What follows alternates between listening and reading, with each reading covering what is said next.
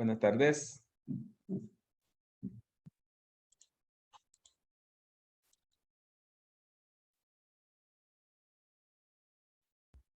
Buenas. Feliz tarde, ingeniero. Buenas tardes, ingeniero. Buenas. Vamos a comenzar lo que es la clase. Bien, ya la semana pasada vimos lo que es el temario, vimos lo que es también la forma de evaluación. Entonces, ahorita ya comenzaríamos de un solo con lo que es concepto de la clase. Vimos el temario. Vamos a ver la parte de bombas, funcionamiento de las bombas, redes hidráulicas, tipo de construcción de un compresor en segundo parcial, redes neumáticas y el proyecto de exposición en tercer parcial. Hoy vamos a comenzar con los conceptos de bombas y bueno, para los que llevaron turbomáquina van a ver de que mucho o buena parte del contenido es muy similar a lo que ya vimos en la parte de turbomáquina. Solo que en aquel momento evaluamos la bomba desde el interior con los triángulos de velocidades, ecuaciones de energía y velocidad.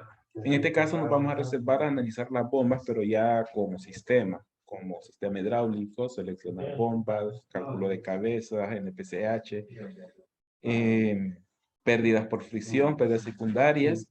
Y por último, pues selección de las bombas mediante una herramienta de cálculo, mediante gráficos de curva de operación.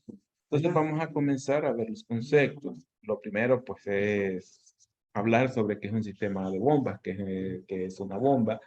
Y bueno, continuando con conceptos de turbomáquinas, hablando de que esta clase quizás sea una continuación de turbomáquinas, podemos hablar que el sistema de bombas pues, es una turbomáquina, pero que se encarga de convertir energía mecánica y la energía hidráulica a un fluido, que en la clase vamos a reservar la mayor parte del estudio a bombas para un fluido agua, pero de los mismos conceptos pueden utilizar para cualquier otro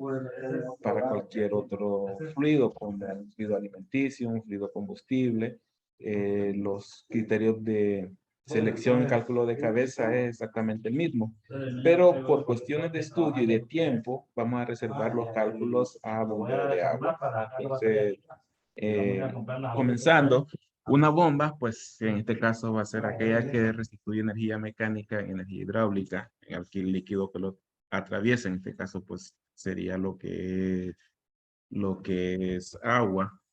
Y con la intención, pues, de hacer mover ese fluido de un depósito inferior, perdón, a uno superior, cumplir con ciertas demandas de flujo y presión hasta donde se requiera.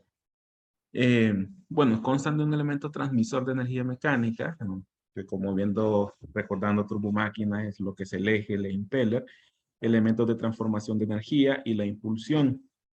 Esos son por los elementos principales que conforman lo que es la bomba. Más adelante vamos a ver ya los elementos que son los mismos pues que estudiamos en turbomáquinas. Son los elementos del impeller o el rodete, el eje, el tubo difusor, la caja espiral, van a ser los mismos elementos.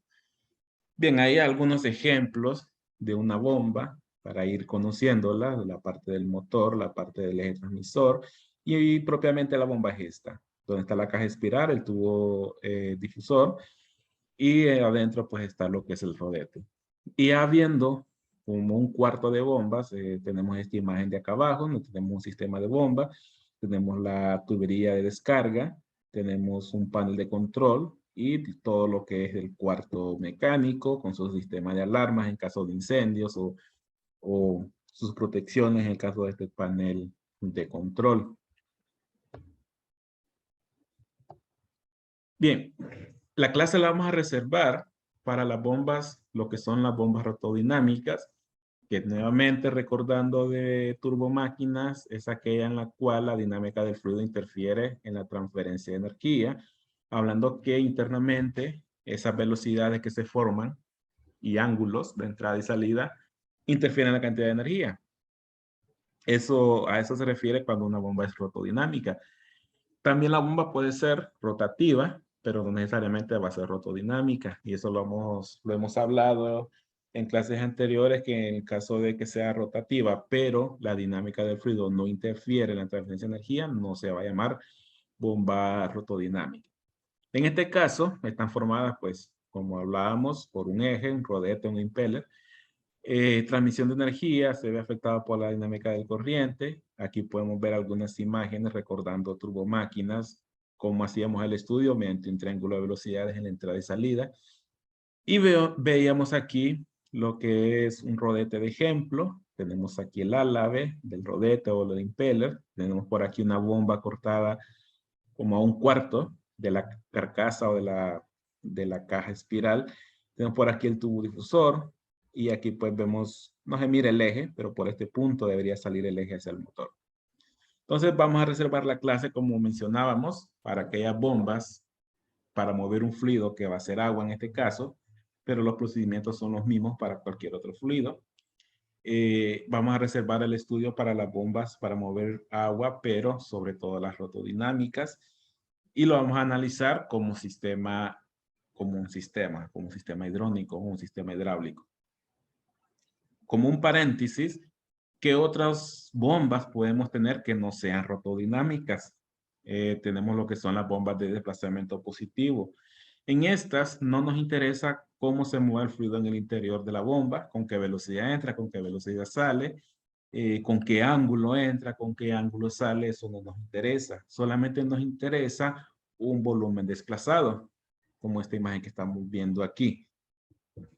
¿A qué nos referimos con un volumen desplazado? Pues por aquí tenemos un sistema de una bomba de desplazamiento positivo, donde tenemos un elemento que tiene un recorrido de ida y regreso. En este caso de ida y regreso, a veces también se le llama bomba alternativa, de una bomba alternativa, o sea, alterna su movimiento de ida y regreso.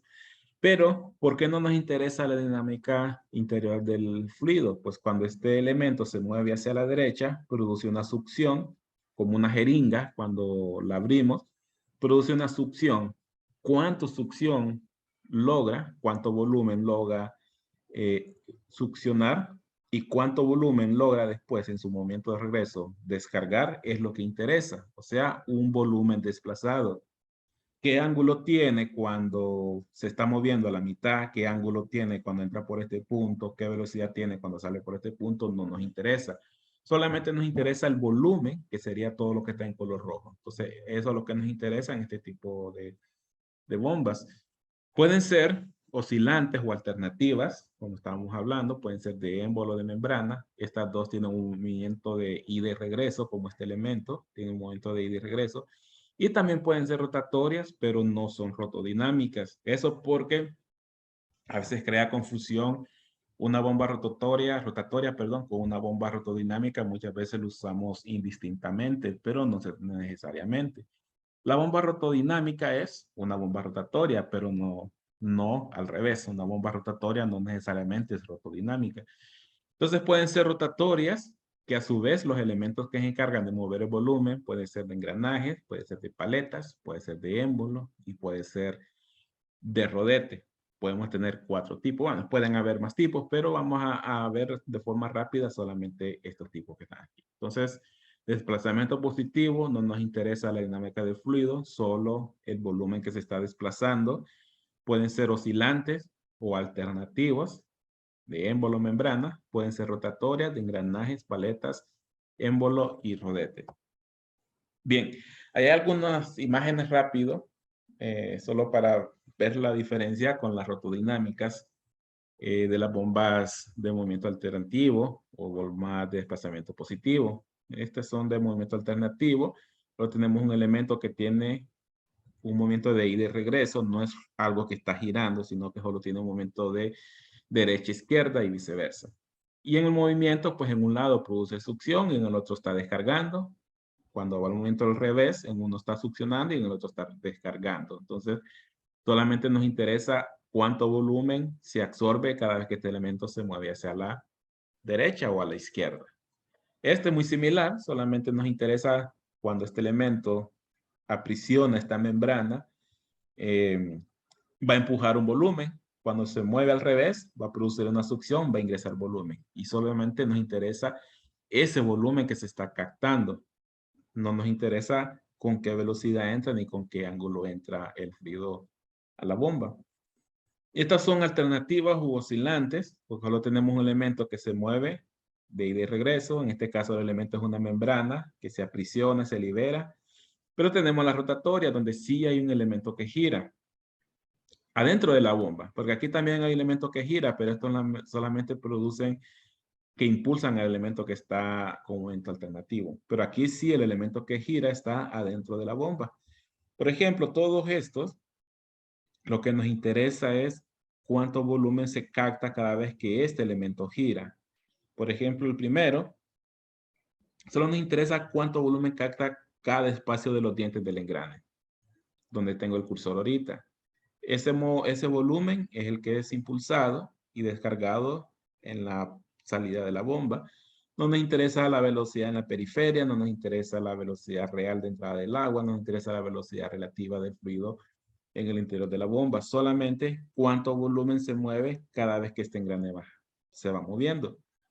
Este émbolo solo nos interesa cuánto volumen se capta, se succiona en este espacio cada vez que va girando este émbolo. De estas paletas lo mismo, cuánto espacio tengo yo entre estas dos paletas, lo mismo. Y este también, solamente que aquí es como aprisionando una manguera y empujando el fluido que está en el interior.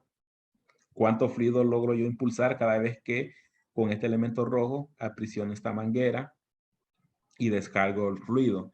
Es como cuando aprisionamos una manguera de jardín para sacar el fluido que está dentro. Entonces, esa es lo que logramos al aprisionarlo.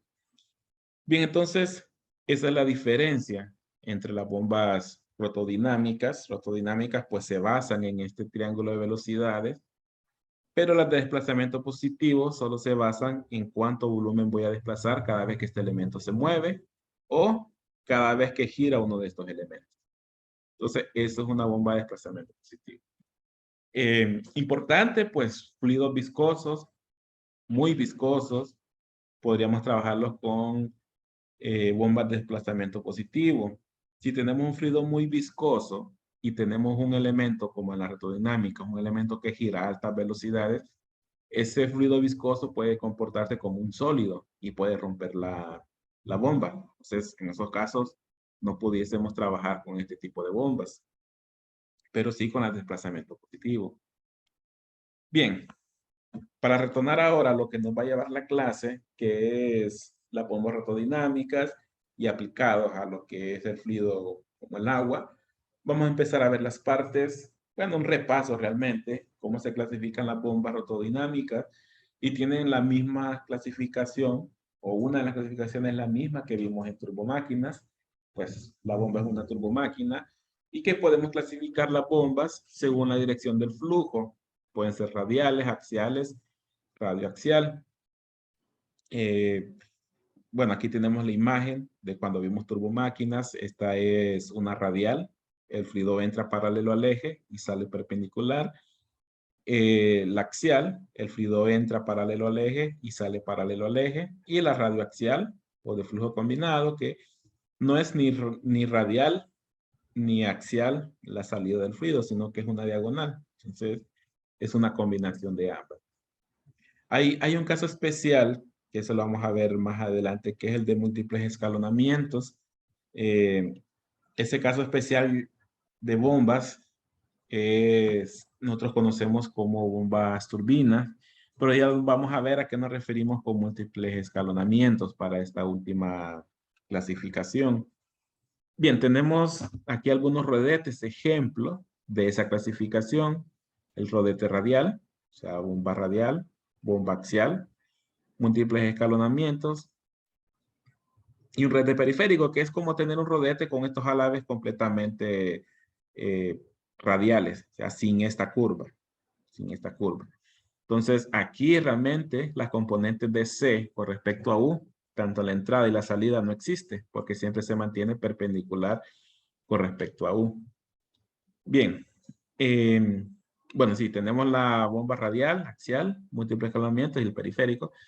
Y aquí están las partes de una bomba.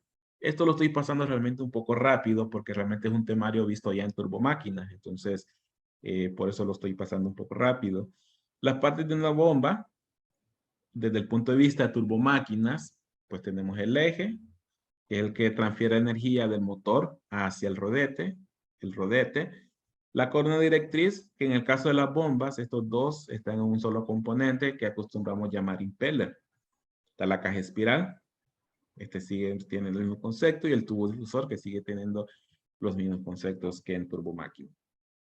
Bien, aquí hay algunas imágenes de bombas para ir viendo sus partes ya estudiadas. Digamos, tenemos la parte del motor, que no necesariamente es motor eléctrico, puede ser también una motobomba, una bomba de un motor de combustión interna, como en contra incendios. En caso de seguridad, tenemos una motobomba, o en lugares donde no tenemos fluido eléctrico para bombear agua de algún río o de algún pozo, utilizamos motobomba para pues impulsar el eje, el rodete, y de esta forma mover el fluido.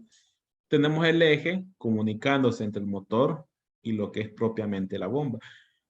Nosotros acostumbramos, para paréntesis otra vez, acostumbramos en campo a llamar bomba a todo el elemento, pero realmente la parte de la bomba solo es esta de acá, sin contar el motor.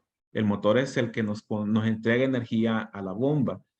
Entonces, las partes de la bomba, como hemos visto en turbomáquinas, nunca mencionamos el motor, porque se considera que el motor ya eso es una máquina eléctrica o una máquina diferente a lo que es la bomba. Pero en campo, cuando hablamos de bomba, hacemos de cuenta de que es el componente eléctrico o motriz más todos los elementos de la bomba propiamente. Es decir, el motor eléctrico más el eje, más el impeller que está adentro, más la caja espiral y el tubo difusor, que podemos agregar también el tubo de succión de la bomba. Bien, aquí tenemos una bomba, digamos, a medio desarmar. Podemos ver aquí la caja espiral, podemos aquí ver el impeller, aquí el tubo difusor y el eje que está desconectado de lo que es el motor. Aquí pues por cuestión de mantenimiento, pueden estarse haciendo algún mantenimiento a la bomba, alguna limpieza.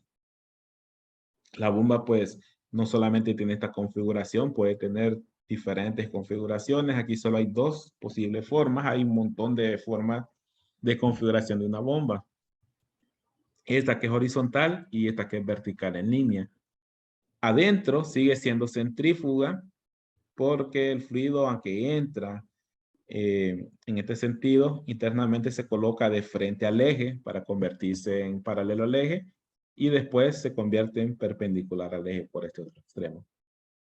Este elemento que vemos aquí es una junta, un acople que pueden traer las bombas. Este acople lo que hace es que divide el eje en dos. Divide el eje de la parte eléctrica y divide el eje de la parte mecánica o la parte húmeda. Algunas funciones, pues eliminar vibraciones, no dejar que se transmitan vibraciones, o separar la parte eléctrica de la parte húmeda, no tener problemas de accidente por algún cortocircuito. Bien, entonces estas son algunas imágenes de bombas. Hay otras partes, quizás las partes de bomba que hemos estado viendo aquí son las principales que se encargan de transformar energía, pero las bombas pues pueden tener una gran cantidad de partes. El objetivo no es que memoricemos 30 partes de una bomba, simplemente aprender el concepto de cómo trabaja, cuáles son los elementos principales y cómo seleccionarla. Luego las tantas partes con que cuenta una bomba, uno las va aprendiendo a medida pues se va desenvolviendo en campo, como lo que son empaques, sellos, lo que son seguros, la parte de lubricación, todas esas partes, a medida se va trabajando con las bombas, uno pues se va familiarizando con ellos.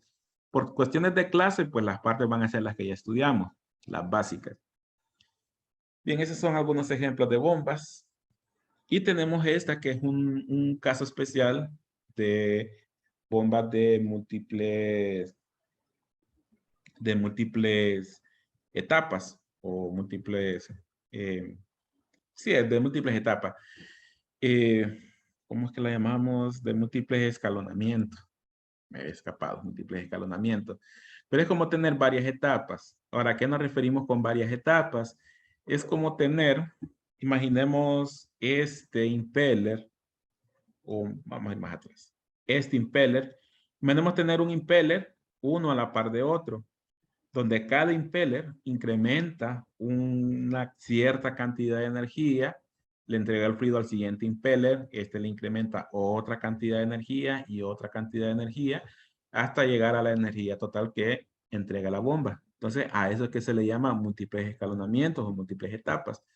Y lo que podríamos tener son como unos tazones, como este que se ve aquí, donde adentro hay un impeller de esta forma, que no es más que un impeller centrífugo. Aquí están los álabes, el agua entra perpendicular al eje y luego el tazón lo convierte en radial. El tazón también se encarga de entregarlo al siguiente y al siguiente y así va trabajando. Entonces, esto es una bomba en múltiples escalonamientos. La energía total se entrega en forma escalonada de varias etapas. También la podemos conocer como bomba turbina, especialmente para pozos o para cisternas subterráneas, para casos de sistemas contra incendio, para pozos de agua potable. Ahí podemos utilizar este tipo de bombas. También pueden ser de dos tipos, donde tenemos el motor por afuera del pozo o podemos tener el motor por adentro del pozo, es decir, que está sumergido junto con lo que es el impeller. Vamos a estudiar más adelante cuando veamos NPCH que esta bomba se apropia, su aplicación es para succionar desde niveles muy inferiores de agua, pozos donde el nivel de la superficie del agua está muy inferior, donde la bomba centrífuga no podría trabajar bien o de plano esta bomba crearía cavitación. Entonces, en estos casos, utilizamos este tipo de bomba. Ahí vamos a estudiar el concepto cuando veamos NPCH. Pero en sí el concepto es que el impeller tiene que estar lo más cerca a la superficie inferior. Si el impeller está demasiado largo, va a succionar mucho y podría cavitar. Entonces, al utilizar esta bomba, lo que hacemos es que el impeller lo bajamos hasta el pozo. Y ahí pues evitamos lo que es la cavitación. Bien, ahí también esta puede tener una gran cantidad de partes, pero pues la intención no es querer aprendernos 30 partes de esta bomba, sino que pues si alguien ya labora en sistemas de bombas o tiene la dicha de que al salir de la universidad trabaja en alguna aplicación relacionada a bombas, pues con el tiempo se puede ir familiarizando con todas sus partes. A medida va ganando experiencia, va familiarizándose con todas las partes de la bomba. Bien, vamos a hablar hasta lo que es cabeza por hoy. Para seleccionar una bomba, que ya es parte del funcionamiento de una bomba, nosotros necesitamos varios conceptos. Uno de ellos es la aplicación de una bomba, otra es el tipo de bomba, luego es el tipo de fluido que vamos a mover y por último, cuánto fluido vamos a mover, que va a depender de nuestro sistema, nuestros requerimientos y lo que es la cabeza de la bomba. Y la cabeza de la bomba la podemos interpretar como la cantidad de energía que yo debo proveer al fluido para poderlo mover del punto A hasta el punto Z. Y esa energía debe ser tal que pueda vencer este cambio de altura, o sea, desde A hasta Z, que pueda vencer la diferencia de presiones, que pueda vencer las pérdidas por fricción en toda la tubería y que pueda vencer las pérdidas por accesorios que tengamos en las tuberías. Aparte de eso también, la diferencia de energía cinética, es decir, las velocidades en el punto inicial y punto final. Y esos son términos que me relacionan a la ecuación de Bernoulli. Y de la ecuación de Bernoulli nosotros podemos deducir lo que es la ecuación para energía que debe suministrar una bomba, que es, en este caso, la vamos a simbolizar con H, en términos de altura, altura de columna de agua, en este caso agua. Normalmente pies, pero se podría medir también en PSI, pero es muy común medirlo en pies. Y como habíamos mencionado, este valor de H que proporciona la bomba debe ser capaz de vencer la diferencia de presiones entre los dos depósitos, más la diferencia de alturas, más lo que son las pérdidas por fricción y pérdidas por accesorios contenidas en este valor de HR. Esto también se vio en turbomáquinas y se vio en mecánica de fluidos. Y hay que tomar en cuenta cuando estemos calculando esta ecuación la disposición de las bombas con respecto a los depósitos. Mañana vamos a hablar sobre estas disposiciones, lo que es, por ejemplo, NPCH. Vamos a ocupar saber qué disposición tiene nuestra bomba con respecto a los depósitos. Nosotros podemos tener dos formas de depósito. Bueno, el de descarga por arriba de la bomba, pero el de succión puede estar por arriba de la bomba o puede estar por debajo de la bomba. Y eso tiene un efecto en el NPCH y en lo que vamos a ver como cavitación más adelante. Bien, entonces, hoy sí necesito moverme. Vamos a terminar la clase aquí. Vamos a continuar mañana. Mañana vamos a empezar a ver lo que es cavitación. Luego vamos a ver lo que es golpe de ariete, NPCH. Y luego vamos a aprender a hacer ejercicios de pérdidas. Entonces, creo que con eso vamos a ir avanzando. Entonces, nos quedaríamos por aquí. No sé si hay alguna consulta. Si no, nos vemos mañana. Mañana sí, voy a tratar de que comencemos a las 4:10. Ingeniero, buenas. Sí, buenas. La situación con el lunes sería, todavía no hay información. No vi, pero creo que sí va a ser presencial a partir del 20. Ok, sí, esa es la duda. Sí. Bueno, nos vemos mañana entonces, siempre a las 4:10. Perfecto, buenas tardes. Bueno, Buenas tardes, ingeniero. Gracias. Buenas tardes. Feliz tarde. Buenas tardes.